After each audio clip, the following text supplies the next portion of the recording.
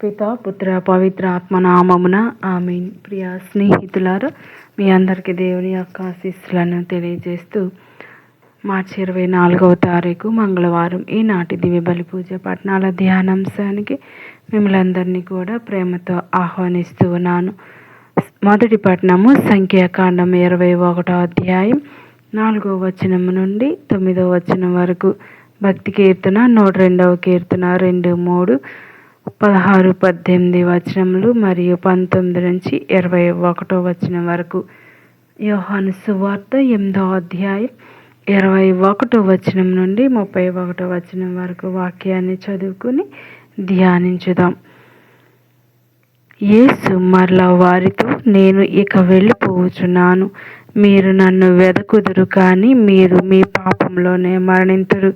నేను వెళ్ళు స్థలమునకు మీరు రాలేరు అనెను. అప్పుడు యూదులు, ఇతడు నేను వెళ్ళు స్థలమునకు మీరు రాలేరు అని చెప్పుచున్నాడు, ఆత్మహత్య చేసుకొనునా అని చెప్పుకొనిరి. యేసు వారితో, మీరు క్రింద నుండి వచ్చిన వారు, నేను పైనుండి వచ్చిన వాడను. మీరు ఈ లోకమునకు చెందినవారు, నేను ఈ లోకమునకు చెందినవాడను కాను. కనుక మీరు మీ పాపంలోనే మరణింతురు అని చెప్పితిని. నేనే ఆయనను అని మీరు విశ్వసింపని యెడల మీ పాపంలోనే మరణింతురు అని చెప్పెను.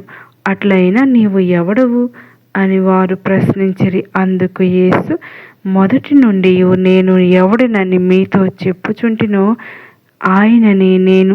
మిమ్ములను గురించి చెప్పవలసిన, తీర్పు తీర్చవలసిన విషయములు అనేకములు కలవు, కానీ నన్ను పంపినవాడు సత్యస్వరూపి. నేను ఆయన యొద్ద నుండి వినిన వానిని లోకమునకు బోధించుచున్నాను అనెను. ఆయన ఈ మాటలు తండ్రిని గూర్చి చెప్పెనని వారు గ్రహింపలేదు. కావున యేసు, మీరు మనుష్య కుమారుని పైకెత్తినప్పుడు నేనే ఆయనననియు, సర్వాధికారంతో నేను ఏమియో చెయ్యక తండ్రి నాకు నేర్పిన వానినే మీకు చెప్పుచున్నాననియు గ్రహింతురు. నన్ను పంపినవాడు నాతో ఉన్నవాడు. నేను ఎప్పుడును ఆయనకు ప్రీతికరమగు పనులనే చేయుచున్నాను.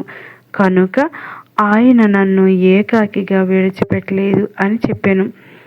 ఆయన ఈ విషయములను గురించి మాట్లాడుచుండగా అనేకులు ఆయనను విశ్వసించిరి. ఇది ప్రభు వాక్కు. సర్వేశ్వరునికి వందనములు. ప్రియ స్నేహితులారా, ఈనాటి మొదటి పట్టణము మనం సంఖ్యాకాండం నుంచి వింటూ ఉన్నాం. మరి ఈ యొక్క ప్రసంగంలో, ఈ యొక్క వాక్యంలో దేవుడు మనతో ముచ్చటిస్తున్నటువంటి విషయాలు ఏమిటి అంటే, విశ్వాసంతో చూసినప్పుడు రక్షణ. ఇజ్రాయేలీలు అరణ్యంలో ప్రయాణం చేస్తూ ఉన్నప్పుడు చాలా కష్టాలను ఎదుర్కొన్నారు. ఆ కష్టాల మధ్య వారు దేవునిపై విశ్వాసం కోల్పోయి ఫిర్యాదు చేయటం ప్రారంభించారు.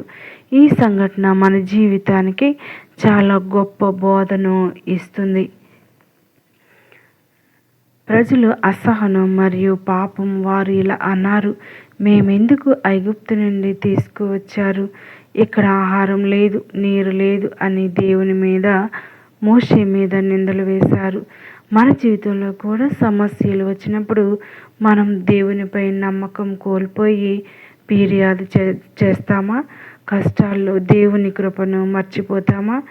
దేవుడు అగ్ని సర్పాలను పంపాడు. అవి ప్రజలను కాటువేయటంతో చాలామంది మరణించారు. ఇది మనకు గుర్తు చేస్తుంది, పాపం ఫలితం బాధ. దేవుని నుండి దూరం అయితే మనం బాధలను ఎదుర్కొంటాం. ప్రజలు తమ తప్పును గ్రహించి మోషే దగ్గరకు వచ్చి, మేము పాపం చేశాం అని అంగీకరించారు. ఇదే నిజమైన మార్పు మొదలు. పాపాన్ని ఒప్పుకోవడం. దేవుడు ఎప్పుడు పశ్చాత్తాపపడిన హృదయాన్ని స్వీకరిస్తాడు. దేవుడు మోషేకు ఒక ఇత్తడి సర్పాన్ని తయారు చేయమని చెప్పాడు. దాన్ని ఎత్తి ఉండగా ఎవరైనా దాన్ని చూసిన వారు బ్రతుకుతారు. ఇది ఒక అద్భుతమైన సత్యం. చూసిన వాడు బ్రతుకుతాడు. ఈ సంఘటనలో గొప్ప రహస్యం ఉంది. ఇత్తడి సర్పం రక్షణ యొక్క చూసినవాడు విశ్వాసం పొందుతాడు. ఇది మనకు యోహాను సువార్త 3వ అధ్యాయం 14-15 గుర్తు చేస్తుంది. యేసు ప్రభు కూడా ఎలా ఎత్తబడతాడు? ఆయన నమ్మినవాడు నశించకుండా నిత్య జీవం పొందుతాడు. సమస్యలు వచ్చినప్పుడు ఫిర్యాదు చేయకుండా ప్రార్థించాలి. పాపం చేసినప్పుడు వెంటనే పశ్చాత్తాపం పొందాలి. రక్షణను విశ్వాసంతో చూడాలి. రక్షణ దేవుని ద్వారా వస్తుందని మనం నమ్మాలి. ప్రియ స్నేహితులారా, మరి ఈ యొక్క వాక్యం మనం ధ్యానిస్తూ ఉండగా ప్రభు మనతో మాట్లాడుతున్నటువంటి గొప్ప సువిశేషం ఏమిటి అంటే, ఈనాడు యేసు ప్రభు మనందరినీ హెచ్చరిస్తూ ఉన్నారు. నేను వెళ్ళిపోతాను, మీరు నన్ను వెతుకుతారు, కానీ మీ పాపంలోనే చనిపోతారు. ప్రియమైన వాళ్ళారా, ఇది చాలా గంభీరమైన మాట. యేసును అంగీకరించకపోతే పాపంలోనే మనం జీవించి ముగిస్తుంది, మన జీవితం ముగిసిపోతుంది. రక్షణకు ఒకే మార్గం. యేసు ఒక ప్రశ్న అడుగుతూ ఉన్నారు. మనం నిజంగా యేసును వెతుకుతూ ఉన్నామా, లేక ప్రపంచపు విషయాల్లో మునిగిపోతూ ఉన్నామా? మీరు క్రింద వారు, నేను పైవాడను. మనం భూమికి చెందిన వాళ్ళం. యేసు పరలోకానికి చెందినవాడు. అంటే మన ఆలోచనలు, మన జీవనం దేవుని చిత్తానికి అనుగుణంగా మారాలి. నేనే ఆయనని మీరు నమ్మకపోతే మీ పాపాల్లోనే చనిపోతారని ప్రభు అంటూ ఉన్నారు. ఇది సత్యమైన స్పష్టమైన వాక్యం.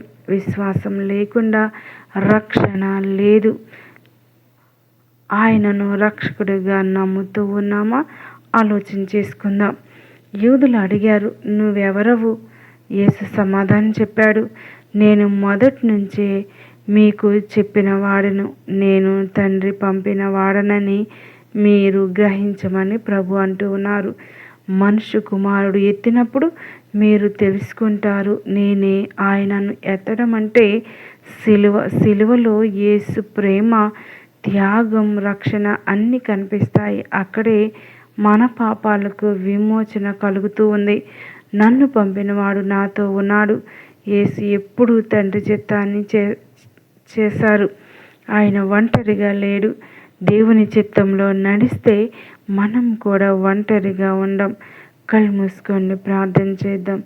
దయగలిగిన దేవా, కృప కలిగిన మా పరలోక తండ్రి, నీ మహిమ కోసం, నీ కృప కోసం, నీ ప్రేమ కోసం మేము నీ సన్నిధిలో ఉండి ప్రార్థిస్తూ ఉన్నాం. ప్రభువా, నీవే మా సృష్టికర్త, నీవే మా రక్షకుడు, నీవే మా జీవనాధారం.